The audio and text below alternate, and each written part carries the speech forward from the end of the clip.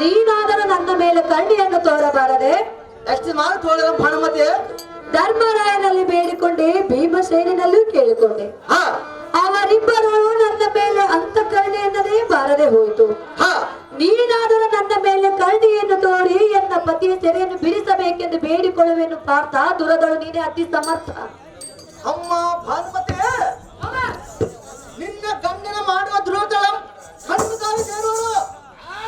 ಅಮ್ಮ ಭಾನುಮತಿ, ಅರ್ಜುನ ದೈತ್ಯವನವಾದ ಬೀಗ ಮುದ್ರ ಮುರಿದು ಒದ ಮಧ್ಯದಲ್ಲಿ ಸಿರುವನ ಸೋಪರ ಕಿತ್ತಿ ತರಣದ ಮುರಿದು ಪುಷ್ಪಾಂಗ ಮಾಡುವುದು ಆಸಿರ ಆಗಿ ಮಾಡಿ ಮಲಗಿದರಂತೆ.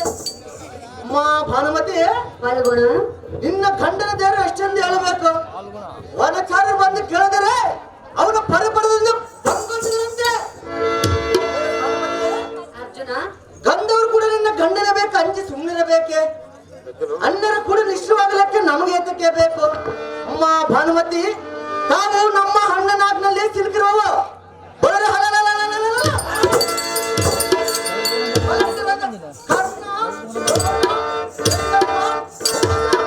ಮೊದಲಾದಿಂಥ ವೀರಾದ ವೀರರು ಎಪ್ಪನಾಕ ಮೈಗೊಟ್ಟ ಮೇಲೆ ದಾರುವ ಮಾಡುವ ಕಾರ್ಯವಿದೆ. ಭಾನುಮತಿ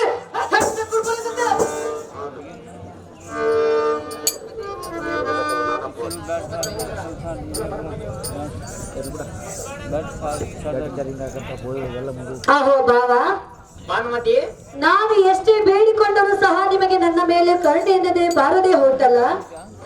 ಹೌದು ಭಾನುಮತಿ. ಭಾವ, ಭಾನುಮತಿ, ಎನ್ನ ಪತಿಯ ಸೆರೆಯನ್ನು ಬಿಡಿಸುವವರೆಗೂ ನಾನು ನಿಮ್ಮ ಪಾದವನ್ನು ಬಿಡಲಾರೆ. ನಿಮ್ಮ ಪಾದ ಕೆಳಗೆ ನನ್ನ ಪ್ರಾಣ ತ್ಯಾಗವನ್ನು ಮಾಡಿಕೊಳ್ಳಲು. ಅಮ್ಮ ಭಾನುಮತಿ,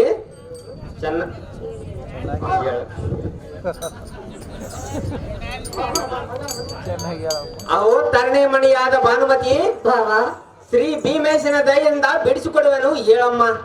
ಆಪತ್ಕಾಲ ದಾರಿಗೆ ಸ್ಥಿರ, ನಿನ್ನ ಅಪರಿಮಿತ ದುಃಖ ನೋಡಲಾರನು. ಅಹೇ ಭಾನುಮತಿ, ದುಃಖ ಪಡಬೇಡ.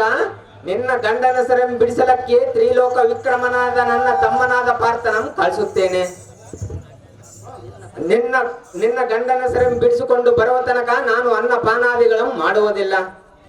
ಆಪತ್ಕಾಲ ಮೊರ ಹೊಕ್ಕವರನ್ನು ಕಾಪಾಡದ ಪಾಪಿಗಳ ಮುಖವನ್ನು ನೋಡಬಾರದೆಂಬ ಶ್ರುತಿ ವಾಕ್ಯ ಉಂಟು. ಅಮ್ಮ ಭಾನುಮತಿ, ಭಾವ, ಚೆನ್ನಾಗಿ ಕೇಳು. ಒಂದು ವೇಳೆ ಪರ್ವತಾಂಗಳು ಚಲಿಸಿದರೂ ಚಲಿಸಬಹುದು, ಸಮುದ್ರವು ಮುರ್ತಪ್ಪಿ ಬಂದರೂ ಬರಬಹುದು, ಪರ್ವತದ ಕೊಡಗಲ್ಲಿನ ಮೇಲೆ ಕಮಲವು ಮೂಡಿದರೂ ಮೂಡಬಹುದು. ಸಜ್ಜನರಂ ಭಾಷಿತಂ ಅಂದ ಹಾಗೆ ನಾನಾಡಿದ ವಚನವು ತಪ್ಪುವುದಿಲ್ಲ. ಇಡೀ ನಿನ್ನಗೆ ಕೊಟ್ಟ ಭಾಷೆ ಹರಿ ಗುರುಗಳ ಸಾಕ್ಷಿಯಾಗಿ ತಪ್ಪುವುದಿಲ್ಲ. ಭಾನುಮತಿ, ಶಾಂತಳಾಗೋ ಜಾಗೃತಿ.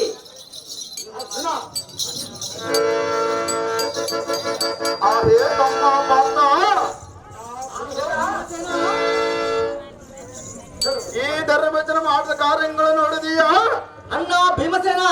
ಉಳಿದ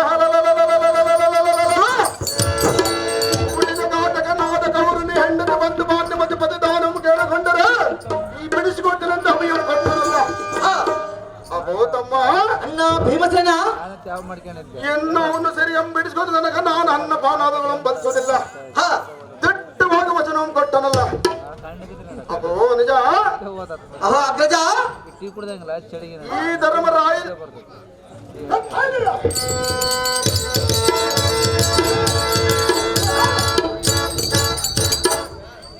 ಅಹೋ ತಮ್ಮ, ಅಣ್ಣ ಭೀಮಸೇನ, ಈ ಧರ್ಮರಾಯನ ಮಾಡಿದ ಉಪಕಾರಮ್ಮಳ ನೆನೆಸಿಕೊಂಡರೆ ಎನ್ನರ್ತಿ 7 ಕೋಪಗ್ನಿಗೂ ಅಹೋ ತಮ್ಮ ಸೌಸಾಸೆ. ಅಹೋ ಅಗ್ರಜ, ಈ ಗದೆಯನ್ನು ತೆಗೆದುಕೊಂಡು ಒಂದೇ ಬೆಟ್ಟಿಗೆ ಧರ್ಮರಾಯನ ಕೊಂದ ಬಿಡಲೆ